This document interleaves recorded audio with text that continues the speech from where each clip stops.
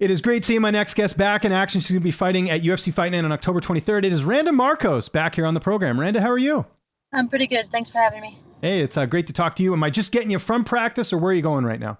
Yeah, just leaving. I'm in between training sessions right now, so. Good. Yeah. Well, thanks for fitting me in. We just had the UFC 266 card on the weekend. Did you watch it? What did you think of that crazy card on the weekend? It was great. It was a really good card. I got to watch it. I'm really happy I got to watch it. It was lots of good fights. I felt like there was a lot of one-sided fights that Yeah. night, but great fights altogether. Yeah. What did you think of that Nick Diaz fight? That's what everyone's talking about. Obviously, him coming back after 6 years. What did you make of his performance against Robbie Lawler? I thought he was doing great. I thought he was doing really good, but I looked at like after the second round or third round, once the third round started, I was like, there's no way this is going 5 rounds. And yeah, it didn't even make it past the third. So uh, I don't know. I just feel like he shouldn't have come back. I don't think he's in it. He's been gone for too long. He's when you take too much time off, I feel like you age a lot, and like you just have to keep going if you're gonna stick with it. It just didn't look like he should have been back. Let's talk about you. Mention it there. You're in Texas, not in Ontario. How long have you been? Like, did you, after your last fight, did you just go straight back to Texas or did you go back to Ontario? Like, how long have you been in Texas for? No, I went back home after my last fight. I went to train at my other gym in Michigan, and I've been home for a while. And then I wasn't sure what was going to happen, to be honest. Coming off of so many losses, and then that last fight, I didn't know what to make of it. And when I got the call to have another fight, I was really excited, and I headed right back to Texas. Great. So Good for you. So were you surprised to get the call? I know it ended with some controversy, but that's pretty good. The UFC still wants to, see you fight and everything, considering, I know things have not gone the way you wanted. I think everybody realized what the last fight was not fair, and I feel like she exaggerated things, and and if she did have a knockout, which I'm sorry, there was nothing behind it. So I punched her harder than that foot. So it was really, really hard for me to get it through my head that she got knocked out. It didn't make sense to me. So yeah, I'm excited to get back in there, and I'm excited that they gave me another chance. And I felt like it was really obvious that it wasn't fair for me. So I think that's why they gave me another chance. What is your current contract status right now? And I know you don't have a manager, right? You sort of deal with the UFC directly? Yeah, this will be the last one on this contract. So, Gotcha. kind of like with my back against the wall, but at the same time, I feel free to just go out there, and I've been working really hard, and I'm really excited. I didn't get a chance to showcase everything I've been working on in my last fight. I was really upset about that, mostly more than anything, and so I think this is another chance for me, and I feel like I've gotten stronger since my last fight. So I'm really excited to get back in there. Let's talk about your opponent here, Livinha Souza, 14-3 record. What do you know about her? How do you feel like you match up against her here? She's a tough fighter. I know she's a very tough fighter. She's been talking about how her ground game is just as good as Mackenzie Dern, or if not better. So I'm expecting her to want to take this fight to the ground, and I'm expecting her to want to grapple, and I'm expecting a tough fight and a tough opponent. So she better be expecting the same. Training camp, who you mainly working with for this one? We know you're with Travis Lutter. Who you getting to mainly work with as far as training partners? Yeah, I'm working with Travis Lutter, and I'm working with Shug for boxing, and Justin, and my training partner. I got a lot of really good grappling partners here at this gym. He's got a packed class twice a day. It's been really, really good. I got a lot of partners here. Yeah, it's just I can't name I know them all. it's tough to keep track, and there are probably a lot of up and comers too, right? I would imagine, fighters for LFA, things like that, especially being based in Texas. Is that kind of who you're working with? I imagine just sort of up and comers as opposed to UFC mainstays. There's a lot of up and comers. I've worked with a lot of people, like in a few girls like from Bellator or from Ryzen, stuff like that. And it's just really cool how they're able to have all these contacts with all these different people around, and everyone's coming out to help me out. It's been really great, and I love like the way things are here. I really feel like a professional, and I really feel like everyone's like helping me out and trying to get me to be the best that I could be.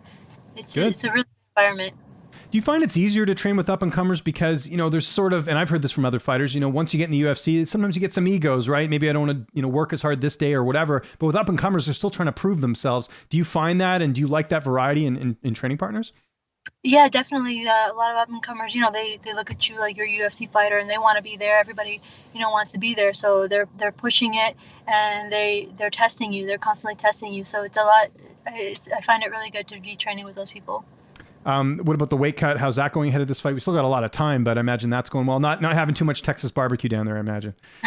Honestly, with the intermittent fasting, I literally tell everyone about this. I got my mom on it. I got my nieces and nephews on it.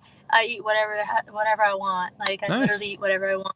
I obviously just eat during the time frame, but it's been great to have a camp and like not worry about that part of my game. So of my of the process, just being able to relax and train, go home, do whatever I want, eat whatever I want, and especially being in Texas. Do you do it every day, the intermittent fasting? I do it like 3 times a week. I'll do it like Tuesday, Thursday, Sunday, and then I won't eat I'll basically skip breakfast and then won't eat again till lunch. And then it's during that, what is it, the 8-12, I think is how it works. I forget how it goes. Yeah. So I'm doing from right now I'm doing 10 to 4. Okay. So 10 to 4 every single day, and I've been doing it for 2 years now. 2 years, and I've been at 125, which is insane for me because I used to go up to 145, 140, 145. And I used to walk around at that weight. And it was so hard for me to cut the weight. And then I'd be drained. And then I don't feel strong when I got down to like 125 or 115. When I got down there, I didn't feel as strong as I was at 140, So now I feel strong at 125 walking around weight. So I really like it.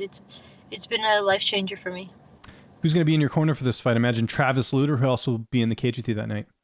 Yep, I have Travis Lutter, I have Shug, and I have Justin. The same guys as last fight. I felt like it was a good team, a good environment around me, and I'm really excited to come into the next fight, and we're all really excited to showcase my skills. How's this fight playing out on October 23rd? You never know, especially with the last fight, the way things ended my last fight, you never know. But obviously I'm going in there with 100% in my mind. I'm winning this fight, and I'm leaving it all in the cage, and that's all you need to know is I'm leaving it all in the cage. Love it. Is the plan, I guess, to go back to Canada after this fight, or do you want to, like, I know I asked you this before, but have you ever considered, moving, your entire life out there? Or I guess it's tough because you got a lot of family back in Windsor, right? Yeah, family is definitely probably the only reason that's keeping me in Windsor, especially right now with the whole COVID thing and all this craziness. Texas has been great. I feel free in Texas, and it's really sad to see the way things are going in Canada, and hopefully things change. But yeah, it's really, really hard for me to go back to Canada after these fights, but family's there. So yeah, I'll be headed back there. And, obviously, you're getting a lot done, in Texas with training, but what about downtime? Are you getting out and doing anything while you're out there? Or is it mainly just training and just kind of taking it easy when you're at home?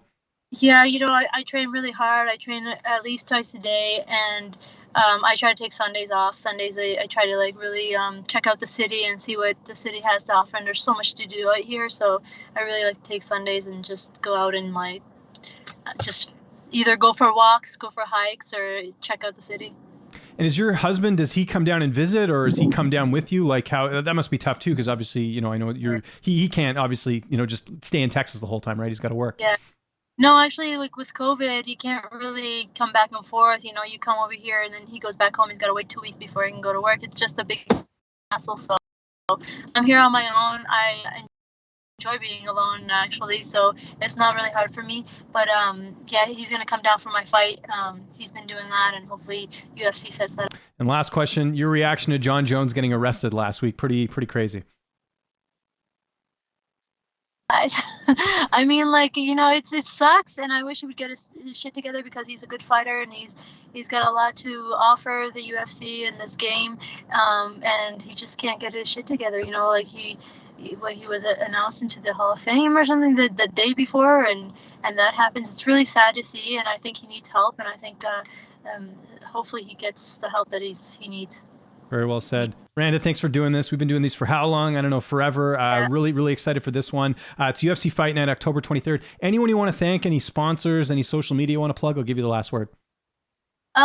Yeah, I just want to thank all my fans that have been supporting me since day one, and everyone who supported me, especially after the last fight. It's been tough, man. It's been a tough year, a tough couple of years, and I appreciate everybody being behind me and supporting me. And I want to thank everybody back home and everybody here in Texas for being so awesome. And seriously, these people here are really, really. I thought Canadians were nice.